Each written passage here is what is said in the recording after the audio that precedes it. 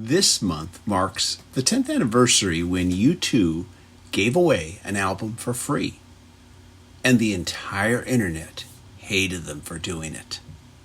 But apparently, to today's youth, giving away a free album from one of the best bands of all time is like going to their house and taking a gigantic crap on their doorstep. You can't make this kind of stuff up, you know.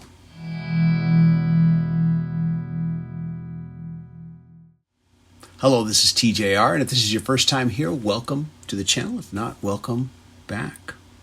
10 years ago, U2 released their 13th album, Songs of Innocence.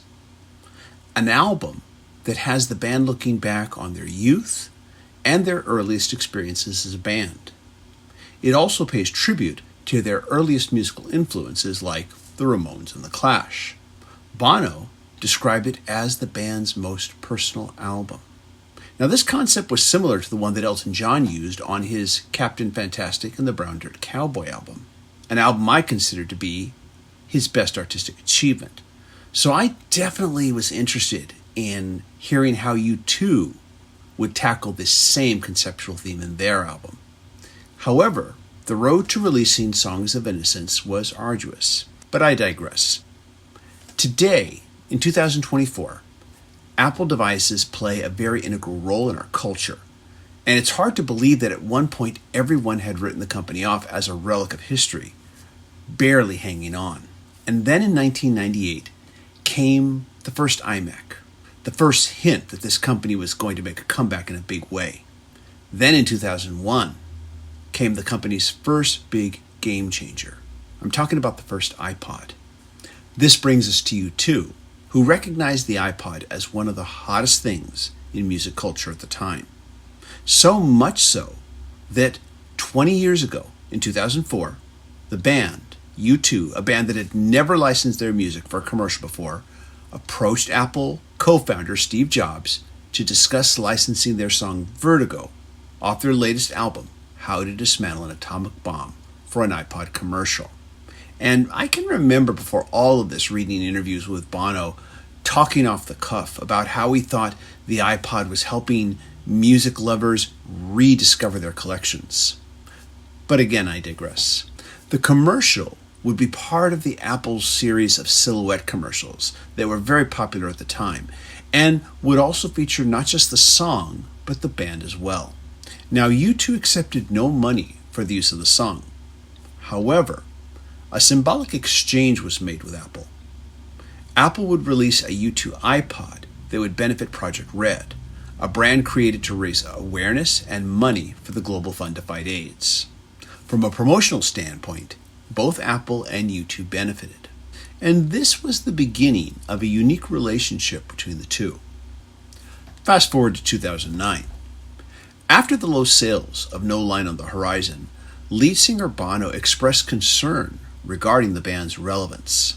Now, I definitely have some opinions regarding the poor reception that this album received, but that might have to be another video for another day. The gap between No Line on the Horizon and Songs of Innocence was 5.5 years, the longest gap between U2 albums at that point. During this time, the band worked with multiple producers like Flood, Danger Mouse, Paul Epworth, Ryan Tedder, and Declan Gaffney. Hopefully I pronounced that correctly. In spite of this, though, they struggled to complete the album to their satisfaction and continually delayed the release. Fast forward to 2014. In the days leading up to an Apple product launch event for the iPhone 6, rumors... No, not that rumors, would begin to circulate that U2 would be involved. And, of course, a spokesperson for the band began denying reports that U2 would perform at the event, or that their new album would come preloaded with the new iPhone 6. So, of course, on the day of the event, U2 appeared on stage and performed their new song, The Miracle of Joey Ramone. Afterwards, Apple CEO Tim Cook joined the band for a surprise announcement.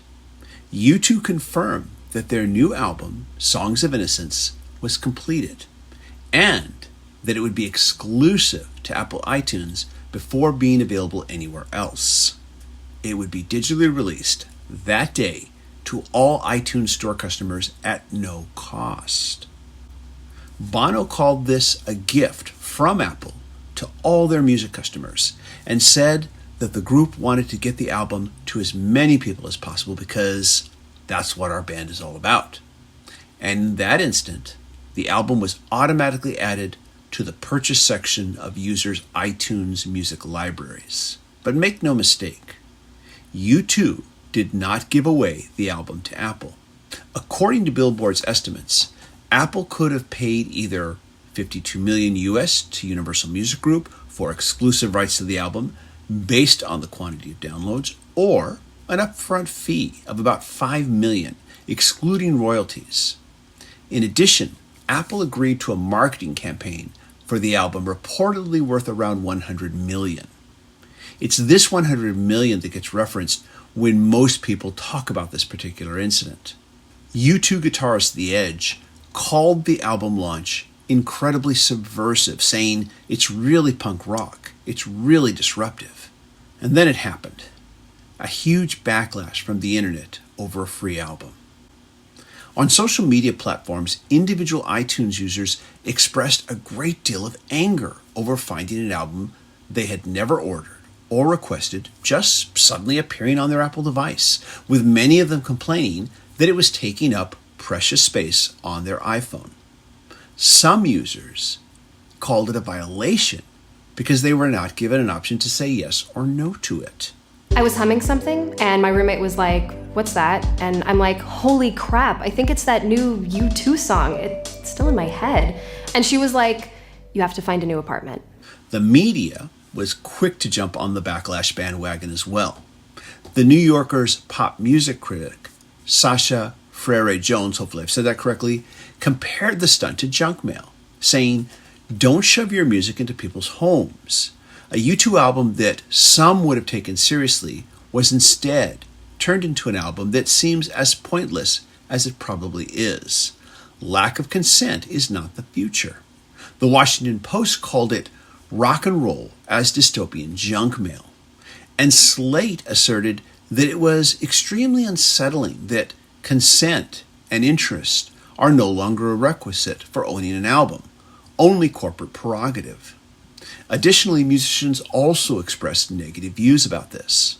Black Keys' Patrick Carney and Pink Floyd's Nick Mason argued that this free release devalued music. This is in spite of the fact that Apple paid a lump sum to the band and Universal Music Group for the 5-week exclusivity window in which it distributed Songs of Innocence to its customers before it was physically released at retailers on October 13, 2014. Iggy Pop said, "The people who don't want the free U2 download are trying to say, 'Don't try to force me.' And they've got a point," he said. Part of the process when you buy something from an artist, it's kind of an anointing. You are giving that person love. Now, I watched this backlash happen in real time, and I'll admit I was absolutely flummoxed by all of it. My response as a fan was, cool. I get to listen to the album before it releases. And I had lots of friends who were fans too who felt the same way. Then, of course, there is my partner who is a huge U2 fan. She reacted like a little kid who has just been told that they're going to go to Disneyland. So what happened? I thought to myself. Why would anyone be angry about this? It was a free album after all. Why would anyone be angry about getting a free album? Now, my first reactionary, knee-jerk impulse was to just conclude that it was the internet being the internet. It's just a bunch of online Karens who need to get outraged over something. U2 forced their new album on me by giving it to me for free. Wah. And while there was probably some truth to this, time and experience has taught me that things are never quite that simple or without any nuance. Now, first of all, technically, Apple didn't download the album to anyone's device. It just installed the right to download the album if you chose to. However, if you had previously chosen automatic downloads in your preferences, then yes, it downloaded immediately. And for many non-fans of the band, this turned out to be the case. But instead of all this hand-wringing, why not just solve the problem and delete the album? Well, it turned out that deleting the album wasn't nearly as seamless as its blink of an eye arrival. iTunes' usual slide to delete functionality in the Apple Music app was not active for Songs of Innocence. This left frustrated users forced to go to the purchase screen on iTunes desktop software to hide it from their collections as a means of working around the unwanted gift. A week later, on September 15th, Apple launched a dedicated removal page for the album. So we heard them loud and clear and quickly launched an app that helped people remove the new U2 album. But we understand some people are still unhappy. Now, I at first dismissed the negative criticisms about the album taking up too much space on the iPhone as being laughable, considering how small audio files are. I'm talking audio files, not audio files. That's going to be another video that I need to get off my chest someday, believe me. Well, I deleted the new U2 album, but I still remember hearing it, so it's almost like I still have it. And I hate it. So I really want Apple to do something about it. But in this judgment, I was not taking into consideration the fact that I was used to having a large music collection. I loved iTunes, but I was never much of an iTunes Store customer. I used iTunes to rip all my CDs to my iPod. And once iPhones started to have the same storage capacity as an iPod, I ditched the iPod and used iTunes to sync all my music to my phone. Now, fun fact, my music collection was so large that I kept my iTunes folder on a separate drive, something I still do to this day.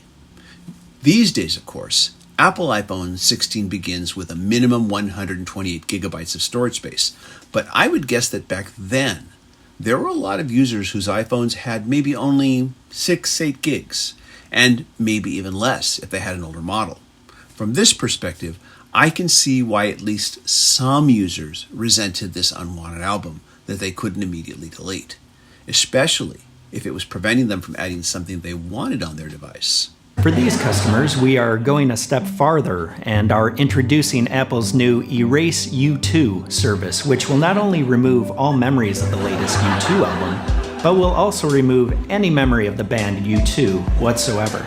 Now, my partner and I, we didn't resent it at all. We gladly downloaded it because we wanted to hear the album. And we weren't the only ones. But it's always the squeaky wheel that gets the grease. So I think it's important to add the following. According to Apple, 33 million people accessed the album in its first week of release, either by downloading it from the iCloud account, streaming it, or listening to it through iTunes Radio Player. A month after the surprise release, Eddie Q, Apple's VP of Internet Software and Services, told Billboard that the album had earned 26 million complete downloads, with over 81 million Apple customers listening to it in some capacity. To help put this into perspective, he told the music trade publication, prior to this, 14 million customers had purchased music from U2 since the opening of the iTunes Store in 2003. Headlines about an angry backlash are a lot sexier and get more views than headlines about customers being happy about a free album. Yes, there was backlash, but clearly, this strategy had its upside as well.